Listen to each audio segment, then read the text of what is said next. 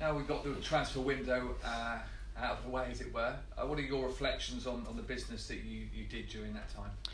I think we've done some great business. Obviously, I'm very happy with the players that are coming in. If you look at the Josh Browning situation, if you'd have given me the option to keep him and sign Nahki Wells, of course I would have taken it. But it represents good business for the club, having bought him for like a fraction of the fee and sold him for good money. And also, I think it shows how well Josh has done as an individual. And from a coaching point of view, I'm very proud of Josh. He's been a staple piece of the identity, if you like, of my era so far. And that represents really a big jump and a big Premier League move for a player that fully deserves it. So I think, although yes, we've lost a quality individual at Championship level, we've also gained 3 very good players, and I think most managers will tell you that they would take that. I suppose most people's attention will be drawn to Nahki Wells because he's a striker. How important, in terms of where you want to get to, was his signing? I think it's a really important signing for us. Certainly it's non-offensive, if you like, to the other players, because he can play with any style that we've got. And even Bennett, you would have seen him running on the grass, which was nice to see, and the big smile at the end of it on social media was even better to see. And he can play in different ways. He can be the out-and-out 9 just on the shoulder, or he can drop short and link. He's a good finisher and he works very hard. So an experienced player now at Championship level and proven by scoring a lot of goals. So listen, it will take him time, I think, to adjust, as it would any player. But the early signs have been good, both in training and of course in the game against QPR. And how would you compare the strength of your squad now compared to this time last year? Yeah, I think that we're steadily improving in the work that we're doing. I think we've got a nice balance now between age and youth in terms of experience. We've got a lot of internationals in the side that are reasonably regular with their countries.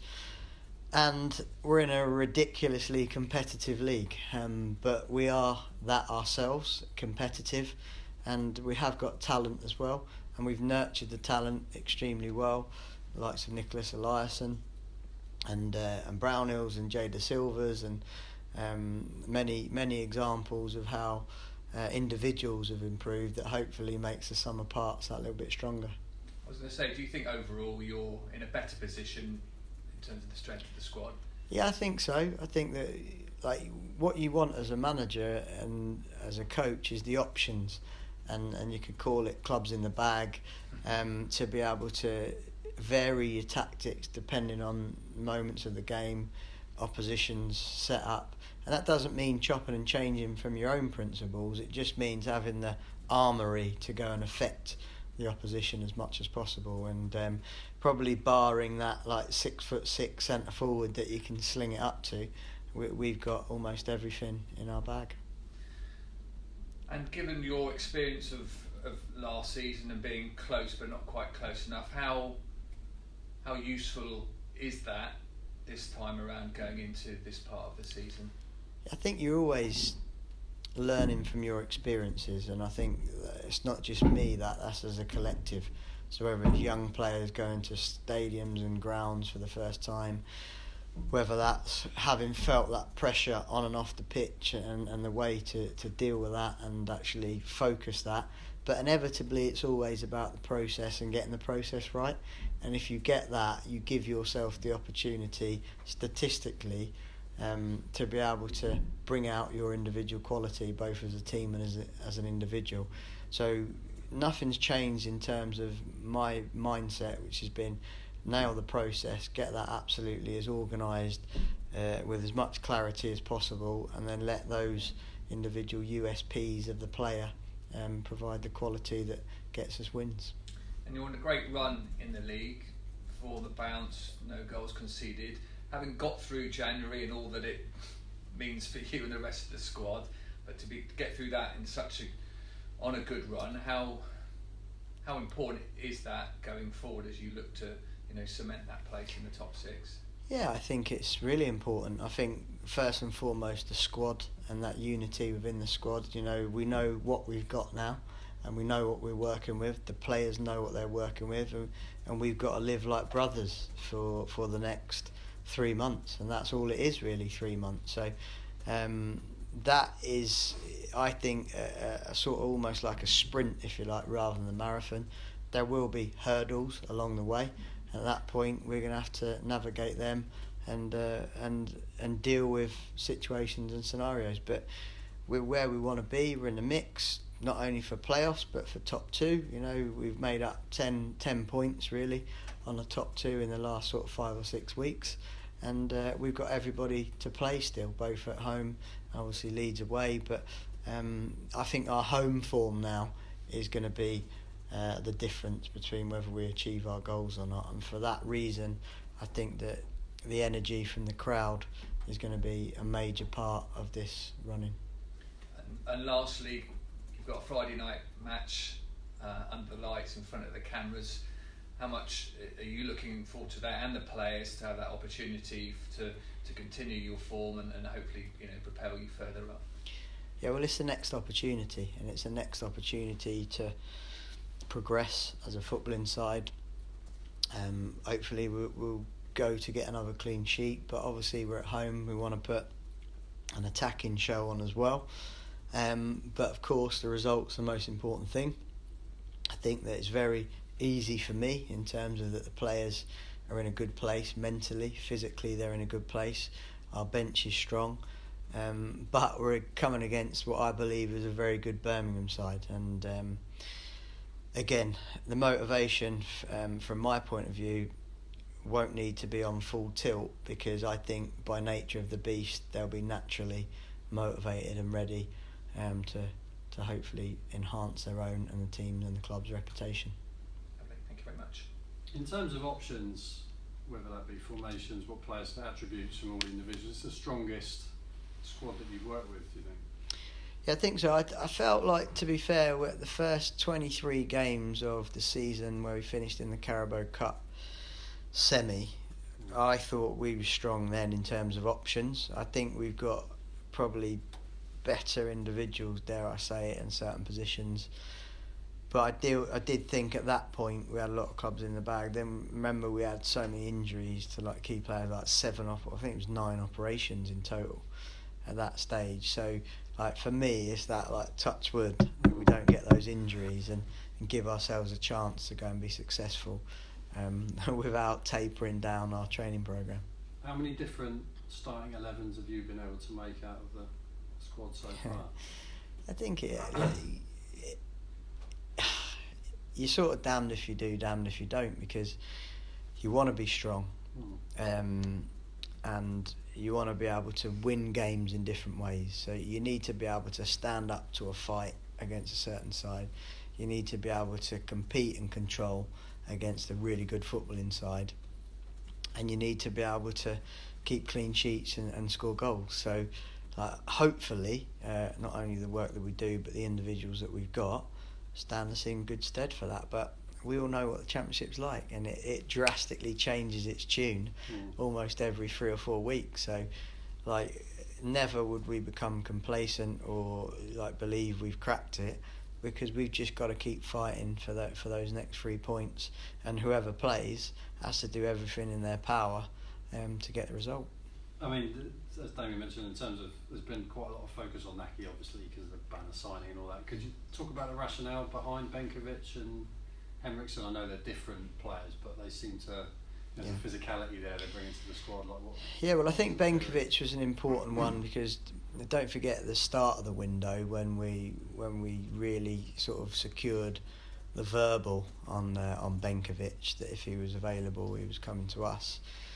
We had circumstances going into that. We'd had 3 or 4 losses on the spin. We had Baker that had come off a couple of times with knocks, and we weren't quite sure how those knocks were going to settle. Callas was still sort of 4 or 5 weeks away from coming back. Taylor Moore, young centre-half that we believed was the right stepping stone to sort of go and get him games. So I think that like to commit to that strong back line is really important, because going back to like spells where we've struggled, it's often when the back line is disrupted or hasn't got the quality or indeed height. And I think moving on to the Hendrickson one, it ticked a lot of boxes for us. It enabled, like with Josh being out the picture now and being sold, we've got a lot of players that can play that 8, as I would call it, like the attacking midfielder. But we've always lacked that little bit of physicality since we sold Pack and height. So when you're talking about markers in the box, often we might have had Josh or Andy Vyman marking a centre half or a fullback. Now, Famara Jeju is probably the best player in the world at defending the mid-goal zone. And the amount of times he clears that ball in the middle. But we can't be reliant on that, because Famara Jeju might be out for an injury or might suffer lack of form or whatever. So therefore, I believe that with Jada Silva and Jack Hunt as sort of land of the hobbits at fullbacks, it's important that we have the option to be able to size up a little bit in certain games. And Marcus is very comfortable playing in that 6, shielding the back 4, and also playing in the 8, where he can be a bit more domineering and get over the opposition physically. How's his match fitness? Because he's only played for... Really good, yeah. I've been listen, he was only in today because we gave him a couple of days. It was so late in the way it happened. He's got 3 small children that wasn't expecting daddy to leave for 3 or 4 months minimum. And he had to sort his life out. So he was obviously in Norway and training with another club to keep his fitness, and he's a very, very good professional. Like he's a good leader. You can hear the way he talks in his interviews. He's no different. He gives simple instruction with good clarity. Obviously been in the country now a long time, captain Hull, played in the Premier League, and obviously he's a full international. So yeah, we're not worried about slinging him in at all. You mentioned about Josh going, obviously, in terms of captaincy, is give us a chance, mate. I just had half a day to get over the window. Do you know what? In terms of the captaincy, it's interesting because I was listening to like the Unai Emery scenario where he was like on the radio and Talk Sport, where they're saying that he asked the players and the players selected. Well, that probably wasn't true, because often what we do as managers, we give the players an opportunity to form a leadership group. And we had various, like, how do I describe this, groups of people. So, for example, there'll be an under-23 category where the players get a chance to vote, because we've got diversity then on the leadership group in terms of a young player. We've got a goalkeeper, we've got a senior, do you know what I mean, a senior player. Parliament. Yeah, so we have a little parliament, and they deal with various issues like tickets and kit for next year and how many socks they need, and do you know what I mean, and towels. It doesn't mean that they're picking the team on the back of that. But from that, often the manager will pick one of those players, not only because the players think he's a leader, but because the manager thinks he's a leader, to go and captain the side. And then obviously you've got a club captain as well. So in defence of Unai, at this stage, that's the type of thing that goes on. Now, interestingly with us, where we picked that group, there's 3 or 4 players actually left since then, from the start of the season, where we'd done it in pre-season or moved on for whatever reason. Bailey Wright, Webster, Brownhill. So now we'll obviously have to reform that, and then from there. But in the meantime, obviously, if Corey Smith is fit as previous vice captain, he'll carry the captaincy and the armband on the day. Yeah. Just on Henriksen and Benkovic, again, sorry, I know it's a couple of days, but provisions beyond the summer, is it? No. At the moment, Filip Benkovic is one that, by circumstance, that we've managed to get. I think he's a top player, and so does everyone else. So he's Leicester's player, and we're very grateful for them for allowing us to help him in his development, and him to help us in our development. So that's different. And Marcus obviously is out of contract to the end of the year. He has had offers, I think, from foreign clubs, but it's something that more I'm certainly open to, and certainly first impressions were good. Obviously he's got to perform on the pitch, but I've no doubt he will, because I believe he's a very good player. You mentioned Fam is potentially his best patch of form? With consistent run of form as a City player? Maybe? Yeah, I think so, and I don't even think it's the goals. I think it's that sort of switch flicking, if you like, in terms of all the work that we've done. And I think often people can be disrespectful, not only to him but to us, in terms of, well, it's a January transfer window and he's playing, or their contract's coming up and they're playing to get away. It's not true. Fam's showed an exemplary professionalism since he's been at this football club. He's been a joy to work with. He's a lovely man, and like I say, I'm so pleased for him that his form has looked really consistent, in his hold-up play, in his movement, in the understanding of the team structure and philosophy. Inevitably, that's the bit what A, keeps him in the team, and B, gets him opportunities to go and finish, because the higher we win the ball back, the earlier it gets into him and the earlier he can finish, and all strikers need as much time as possible to get that finish off. He's another one, obviously, contract next year. Has there been any discussion on that? Yeah, listen, Fam's a player that we like, we look to, of course, keep our best players, and there's always circumstances that go into it, which it wouldn't be right, of course, for me to reveal, but certainly coach-player relationship is extremely strong, and want nothing but the best for him, and hopefully the best for him is staying with Bristol City. And you mentioned defence. There seems to have been a huge. I mean, defensively before. I think, have you seen the stat that 30 years since 4 wins and. Someone messaged me that, and I didn't really understand what they were saying, but I presumed it was 4 wins without conceding. That hasn't happened since 1990. Okay, well, to be fair, we broke a few. Obviously, I know Brentford was a bit of an anomaly, but there wasn't many clean sheets up to that point. So what are you saying? Well, what's changed? Good coaching. Well, of course. I don't know. No, I think that, listen, without doubt we've made a focus in terms of that off the ball structure after it wasn't the Brentford game, it was after the Charlton game where we conceded poor goals there. That was poor.